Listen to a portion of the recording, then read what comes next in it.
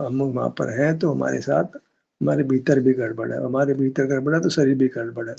दोनों का एक अत्यंत संश्लिष्ट संबंध है।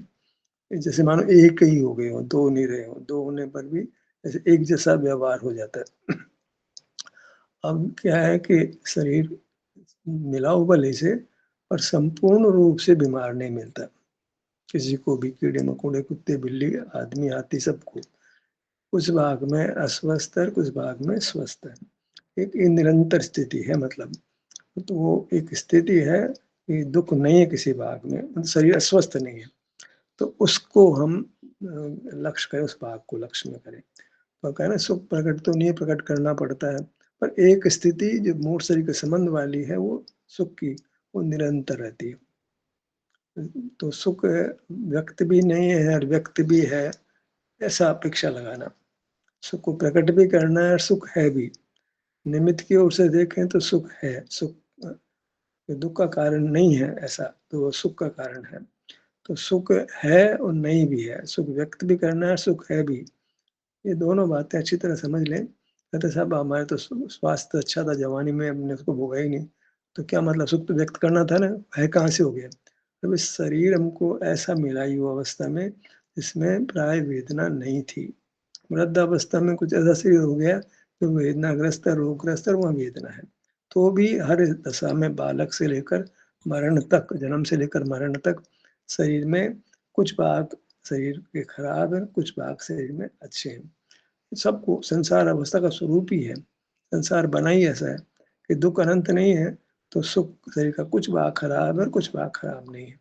अब मतलब कुछ अच्छा कुछ बुरा है, वर्ल्ड विद्यमान है, भले पर्याय में अपने पर्याय में अनुभव करेंगे तो सुख होगा, पर एक निमित्त पर एक स्थिति बनी है हमारी, हम शरीर के साथ बद्ध हैं, हम सिद्ध भगवान नहीं, हम हमको एक मूर्त शरीर मिला है विग्रह गति को छोड़कर, तो एक अल्पकाल है।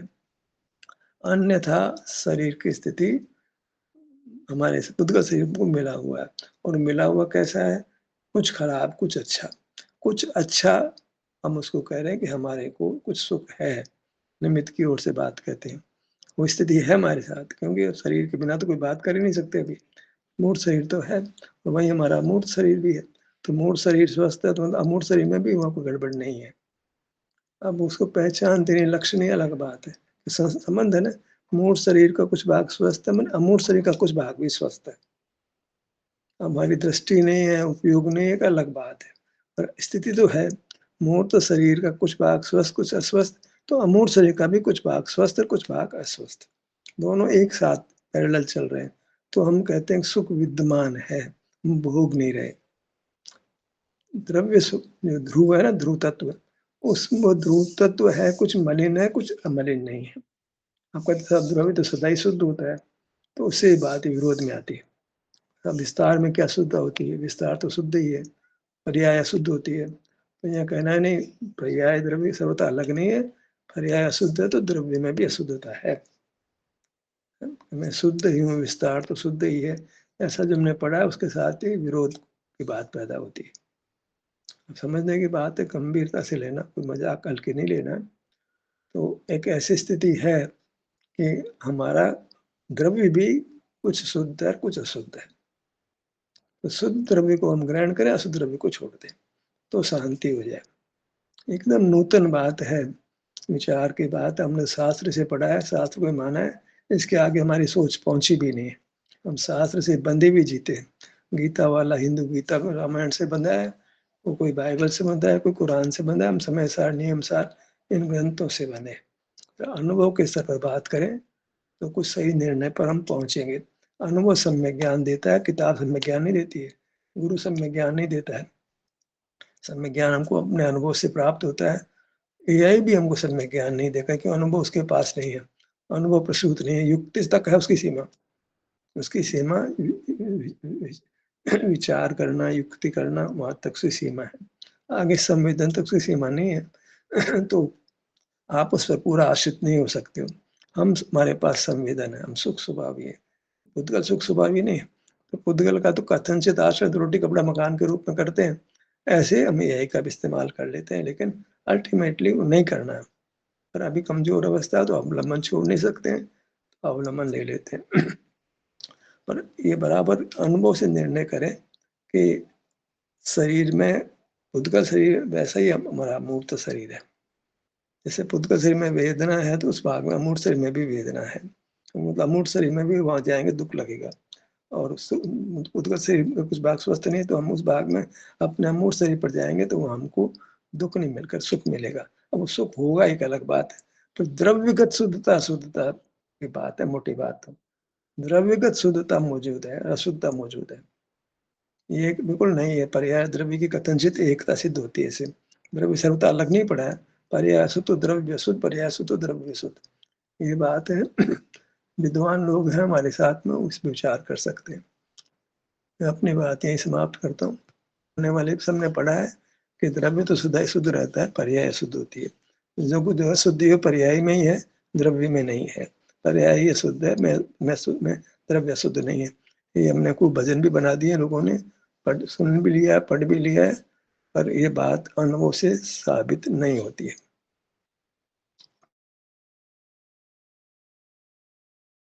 माने तो शुद्ध पर्याय प्रकट होनी चाहिए, शुद्ध पर्याय प्रकट नहीं होती है। वेदना तो शुद्ध पर्याय है। तो इस अपेक्षा से अपना आश्रय करेंगे तो शुद्धता ही होगी, ये बात गलत हो गई। अपने आश्रय में भी अशुद्धता होती है। जब हमारे अस्वस्थ भाग पर हम आश्रय करते हैं तो अशुद्धता प्रकट होती है। तो द्रव्य का भी हमको भेद ज्ञान करना पड़ेगा। द्रव्य के उस भाग का आश्रय करें जहाँ मूर्त शरीर स्वस्थ है, तो वो भाग भी स्वस्थ है, दोनों पैरेलल चल रहे हैं। तो ऐसा नहीं अकेला नहीं चल रहा कोई भी। तो हम मान लो जांग के भाग पर आए, बाजू पे आए जहाँ वास्तव में खुद का शरीर में कोई विकृति नहीं है तो हमको अच्छा लगता है। मान लो किसी घुट्टे में दर्द है, फोड़ा है, वहाँ दर्द है, वहाँ हाथ लगा दे दो और हम मर गए रे। चोट लग गई और छू जाए तो हमें अंगुली लग जाए तो हमारी अंगुली लग जाए और मर गए रे। ये क्या मामला है ये? तो ये हम अमूर्त शरीर के पास आते हैं, पुद्गल के पास तो आ ही नहीं सकते, आंखें तो बंद है। तो हम गए, हम अपने अमूर्त शरीर के पास ही है। हर जगह आँखें खुली थोड़ी रहती है। तो हम तो गए थे अमूर्त शरीर के पास थे और वेदना हुई। क्यों हुई वेदना? कि वहाँ हम अकेले अमूर्त नहीं हैं, सबसे बड़ी बात है। संसार दशा में अमूर्तता मान ली जाए तो जो है जीव परमात्मा होगा फिर तो। फिर पढ़ ये रखा है, जीव तो अमूर्त ही है। संसार दशा में भी अगर मूर्त हो गया होता तो मोक्ष में भी मूर्त रहता। अरे अमूर्त स्वभाव है लेकिन व्यक्त नहीं है। बुद्धिगल ने उसकी अमूर्तता को पराभव किया है। नहीं, अमूर्तता को पराभव नहीं, कि दुःख गया, अमूर्तता तो बनी रही। ये गलत चिंतन है, जो हम शास्त्रों से पढ़ लेते हैं, मान लेते हैं। हमारे शास्त्र समीचीन नहीं है, या मानो नहीं मानो ये आपकी मर्जी की बात है। हम तो शास्त्र म्लेच्छ हैं बिल्कुल। हमने ये पढ़ा है कि द्रव्य शुद्ध है, उसका आश्रय करेंगे तो शुद्धता ही होगी, सुख ही मिलेगा हमारे को। द्रव्य का अनुभव शुद्ध उपयोग है। द्रव्य है वो शुद्ध है, इसलिए उसका उपयोग शुद्ध उपयोग है, वो मोक्ष का मार्ग है। और उसमें सुख का अनुभव होता है और सुख पर्ण निर्मल परिणति प्रकट होती है। तो अगर द्रव्य शुद्ध है, ये पूरी शुद्धता आ जानी चाहिए, मोक्ष हो जाना चाहिए ना। द्रव्य का आश्चर्य की आंखें बंद की, सीने के भाग पाए, पेट के भाग पाए, शुद्ध द्रव्य है तो शुद्ध शुद्ध परिणति तो मोक्ष है, मोक्ष होना चाहिए। मोक्ष तो नहीं हुआ। द्रव्य यदि शुद्ध है तो उसके सन्मुख उपयोग होने पर मोक्ष होना चाहिए ना। फिर शुद्ध द्रव्य का आश्रय क्या? शुद्ध पर्याय, यानी शुद्ध पर्याय तो मोक्ष तो वही नहीं। अभी तो भूतकाल का बंधन भी रहा, राग भी, मतलब पूरा सुख भी नहीं हुआ, कोई ऐसा जो है कर्मक्षय भी नहीं हुआ, कर्म भी बना रहा, मूर्त भी बना रहा, और मोक्ष तो हुआ ही नहीं। हमने शुद्ध का तो आश्रय किया था। मैं चाह रहे कि अभी द्रव्यगत शुद्धता नहीं है, पर्यायगत शुद्धता भी नहीं। द्रव्य पर्याय को दो अलग अलग कर दिया हमने, दो पार्ट कर दिए। ऐसा होता नहीं है। पर्याय अशुद्ध है तो द्रव्य भी अशुद्ध है। पानी गर्म है तो पानी तो ठंडा है, ठंडा है। अरे पानी गर्म है, पानी द्रव्य पर्याय सब गर्म है। नहीं नहीं, पानी में शीतलता है, पानी में शीतलता, शीतलता तो छू के बताओ, शीतलता पाके बताओ। रवि जैन आदरणीय बोल, हम ही मान रहे हैं। हम ना बोल रहे हैं संसार में सुख दुख की मिश्र दशा है, मोक्ष भी नहीं है पूरा दुख भी नहीं है। स्वभाव की कुछ व्यक्तता है, कुछ व्यक्तता नहीं है। हम इसका है, यहाँ सुख दुख की बढ़ता हुआ सुख है, घटता हुआ दुख है। ये तो संसार का मोक्ष मार्ग का स्वरूप सुख है। बात तो ये आ रही है कि द्रव्य पूरा शुद्ध है, पर्याय पूरी पर्याय शुद्ध है। पर्याय तो शुद्ध शुद्ध है और द्रव्य पूरा शुद्ध है, ऐसा पढ़ा हमने। तो है, विस्तार है, तो बंद होने पर उसको दूध मतलब पानी गर्म है तो पानी को गर्म ही कहेंगे, ठंडा थोड़ी कहेंगे उसको। ऐसे ही जब हम से बंधे होगा ना सर। और और ये स्वभाव तो कौन मना करे, बंधन तो क्षेत्र में है ना, क्षेत्र का नाम तो द्रव्य है। बंधा है होता तो क्षेत्र के शुद्ध मान ले हम, क्षेत्र तो बंधा है। स्वभाव एक अलग चीज है, सुख स्वभाव है, मतलब द्रव्य द्रव्य तो सुख स्वभाव की मन द्रव्य की बात। द्रव्य क्षेत्र क्षेत्र काल की दो बातें अलग अलग है। काल भाव तो मान रहे, क्षेत्र की बात है, क्षेत्र को शुद्ध मान रहे। क्षेत्र का नाम द्रव्य, व्यंजन पर्याय को द्रव्य कहते हैं।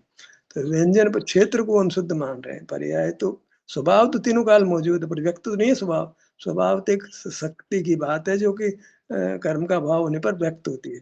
स्वभाव को एक तो स्वभाव एक शक्ति मात्र है। क्षेत्र और पर्याय की बात करते हैं, कहा जाता है क्षेत्र सिद्ध नहीं है। स्वभाव अलग अलग बात है। क्षेत्र काल भाव तीन चीजें हैं, दो मत करो, क्षेत्र काल भाव तीन चीजें हैं। द्रव्य के तीन टुकड़े किए हमने, क्षेत्र काल भाव। तो क्षेत्र का जो शुद्ध कही जाती है वो नहीं है, क्षेत्र तो मूर्त से बंधा होने से शुद्ध हो गया। वास्तु को तो हम वास्तु तो वो तो हम नित्य कह रहे हैं, तो वास्तु जो नित्य है वो शुद्ध है। वृत्ति भी अशुद्ध और वास्तु भी है अशुद्ध। शुद्ध है, काल स्वभाव से क्या ही लेना। नहीं गया। वास्तु नहीं काल। है अवस्था, क्षेत्र है और एक स्वभाव है, तीन चीजें लेना आप। अब क्षेत्र तो पुद्गल के साथ बंधा होने से उसको शुद्ध नहीं कह सकते हो आप, सिद्ध अवस्था में शुद्ध है। क्षेत्र ही वास्तु को ही हम लक्ष्य में लेते हैं। तो कौन से अच्छा। लक्ष्य में लें, ये मुख्य बात हो रही है। क्षेत्र के किस भाग को लक्ष्य में लें, ये कहना चाह रहे हैं। क्षेत्र के ऐसे भाग को लक्ष्य में लें जहाँ की कर्म का बलवान बंधन नहीं है, तो हमको वहाँ सुख का अनुभव होगा। और शुद्ध है, स्वभाव की बात है। क्षेत्र वास्तु वृत्ति की बात हो रही, द्रव्यार्थिक नहीं पर्यार्थी नहीं, इससे अलग ही एक जो है स्वभाव की बात होती है। मुख्य कथन द्रव्यार्थिक पर्यार्थिक नहीं से, द्रव्य पर्याय के अलावा एक स्वभाव भी है। द्रव्यार्थिक नहीं क्षेत्र की बात करता है, पर्यार्थिक नहीं जो वृत्ति की वास्तु वृत्ति की के रूप से नित्य अनित्य दो का नाम रखता है। वास्तु नित्य है, वृत्ति अनित्य है। और वास्तु नित्य होने पर भी उसमें शुद्ध शुद्धता है, ऐसा कहना है। है हमारे भानु जी है, नवीन जी है, और लोग भी हैं। भाई अभावात्मक है, हुआ क्या, दुख हुआ ना हमारे को तो वेदना हुई ना, सुख हाँ उस तो अभावात्मक है, होना तो सुख दुख है ना, लगता है नियम से। पर क्या आश्रय से होता है, वेदना कथनचित पर कह सकते हो स्वभाव नहीं होने से, तो उसमें का कोई कोई अबुद्धिपूर्वक राग कह सकते हो। लेकिन जब सुख की स्थिति का अनुभव कर रहे हो वहां तो पक्का ही वितराग हो ना आप। सुख का अनुभव तो वितराग अब हुए पूरी तरह से, पूरा सुख पूरा गुरु जी वितराग हुए ना, एक पर का लक्ष्य से होने वाला राग वो तो नहीं है। और एक इधर वेदना है वह भी कथनचित पर है, तो उससे हमें आकुल मतलब कहीं ना कहीं द्वेष भाव पैदा हो जाता है उसी समय।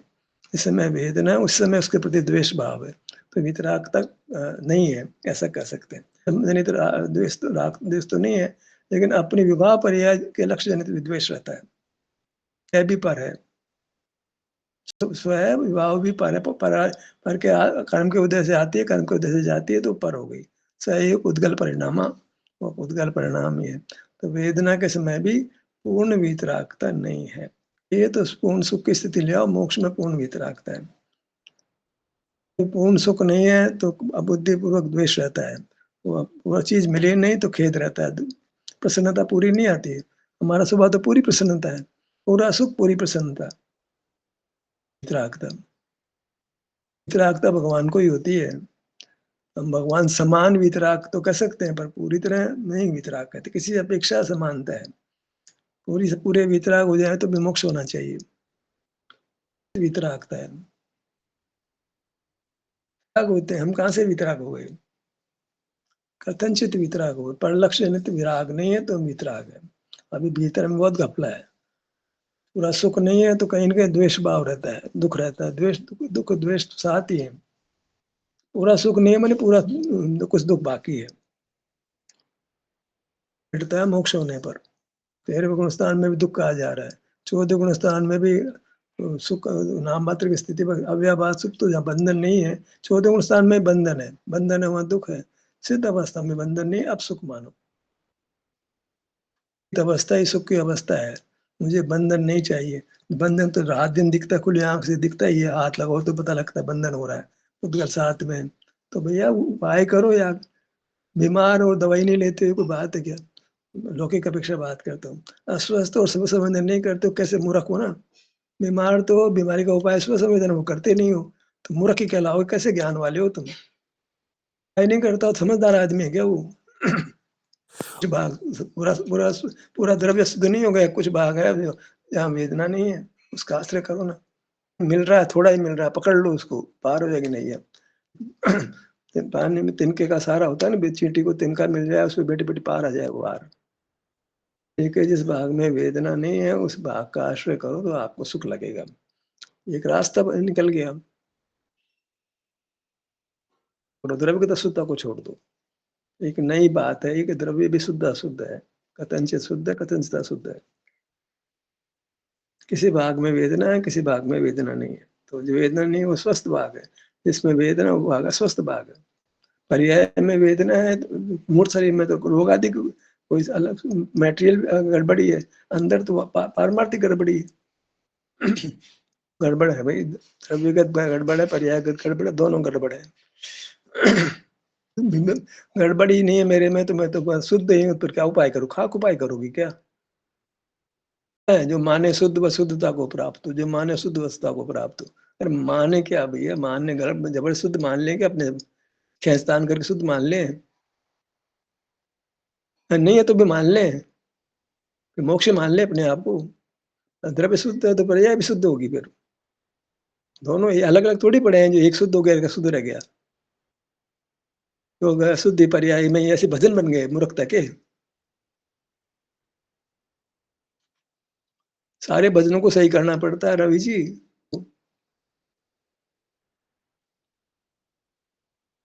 इस चर्चा को कोई बहुत महत्व नहीं है, कभी आ गए कभी नहीं, अपनी मर्जी का ही मामला है, इससे कोई मतलब थोड़ी है हमारे को। हमें तो सारे लौकिक काम ही निभाने हैं, कोई गंभीरता नहीं है। सेशन में जुड़ने से कोई हमें अपूर्व लाभ हो सकता है, ऐसा विचार ही नहीं है। कैजुअली कभी आ गए कभी नहीं आ गए, जैसे रामराज हो रहा है। कितना हम चर्चा हम उठाते हैं मोक्ष मार्ग की, सभी लोग मिल करके। तो एक सामूहिक काम है, सबको सिंसियर होना चाहिए। सबकी स्वतंत्रता है, सबको चिंतन की स्वतंत्रता है, सबको वो करने की स्वतंत्रता है। वैसा कोई एक कोई थोपा-थोपी थोड़ी किसी की कोई बात थोपी थोड़ी जा रही है। हम युक्ति और अनुभव के आधार पे सब विचार कर रहे हैं, अनुभव कर रहे हैं। इसी का नाम तो मोक्ष मार्ग है, जहाँ युक्ति और अनुभव का प्रयोग किया जाता है। आगम का सहारा भी ले लेते हैं, ऐसी बात नहीं है। अल्टीमेट तो अनुभव से प्रमाण करते हैं। युक्ति का सहारा लेते हैं पर वो साध्य नहीं है, साध्य तो अनुभव है, वही प्रमाण बनेगा। प्रमाणता है, सर्वथा प्रमाणता नहीं है। सर्वथा प्रमाण भी नहीं कर सकते हो। वहाँ भी अनुभव से प्रसूत बात आती है, तो उसको अप्रमाण कैसे कर सकते हैं? बिना अनुभव की बात जो अप्रमाण है, जो अनुभव की बात तो प्रमाण है। शास्त्र में दोनों बातें मिलती है, हमें फ़िल्टर करना पड़ती है। कई लोग हैं जो मिलावट कर देते हैं, ये ज्ञान बंध का कारण नहीं हो सकता है। एक आचार्य कहते हैं बंध का कारण है, कहते हैं नहीं बंध का कारण नहीं है। दोनों बातें सही थोड़ी हो सकती है। नहीं, सबको अपेक्षा अपेक्षा नहीं लगती है भैया। हर जगह अपेक्षा थोड़ी लगती है। अपेक्षा कुछ शायदवाद है तो कुछ सब जगह गलत को भी गलत भी सही है, सही भी गलत है। ऐसा तो मैं अजीब भी हूँ, मैं अजीब भी हूँ। इसका नाम शायदवाद है क्या? शायदवाद ही मिथ्या हो जाता है। हर जगह अपेक्षा नहीं लगाई जाती है। शायदवाद भी कथनचित है, अनेकांत रूप है। नो कर्म का बंधन, वो कर्म पुद्गल शरीर का नाम है। हम तो पत्नी से, बच्चों से पता नहीं कितने-कितने से बंधे हुए हैं, मकान से बंधे हुए हैं। बंधन तो बहुत ज़बरदस्त है, हो जाती है ना। बाहर है तो वो जो है वो शरीर जैसा ही मामला, पिताजी का शरीर भी अपना शरीर जैसा हो जाता है। पिता का दुःख ज़्यादा हो, जो अपने शरीर का दुःख कम हो, ऐसा हो जाता है। नो कर्म को कमज़ोर मत समझो आप। उपयोग है तो नो कर्म बलवान हो जाता है। ब ज इतना बलवान हो जाए पूछो मत। पत्नी मर जाए तो ब ब पति मर जाए, पति मर जाए, पत्नी मर जाए, दोनों ही। इतना मोह हो जाता है। कर्म दोनों को ही है। द्रव्येंद्रिय द्रव्येंद्रिय का भावेंद्रिय का विषय है, वो भी इंद्रिय, उसको भी जीतना है। कर्म को भी जीतना है, नो कर्म को भी जीतना है। दृष्टि हटाओगे तो और अपने में जोड़ोगे तो कर्म को जीत लोगे। प्रथम तो नो कर्म से दृष्टि हटाते हैं, कर्म को दिखता है क्या हमारे को? तो नो कर्म में बलवान है हमारे लिए तो। नो कर्म को जीतना है, वो कर्म को जीतना है। सबसे बलवान तो नो कर्म ही है। स्त्री, पुत्र, मकान, जायदाद, मरे जा रहे, मरे जा रहे, मरे जा रहे, रात दिन चिंतन उसी का होता है। ₹5 नुकसान हो जाए तो 8 ध्यान हो जाए 5 घंटे तक।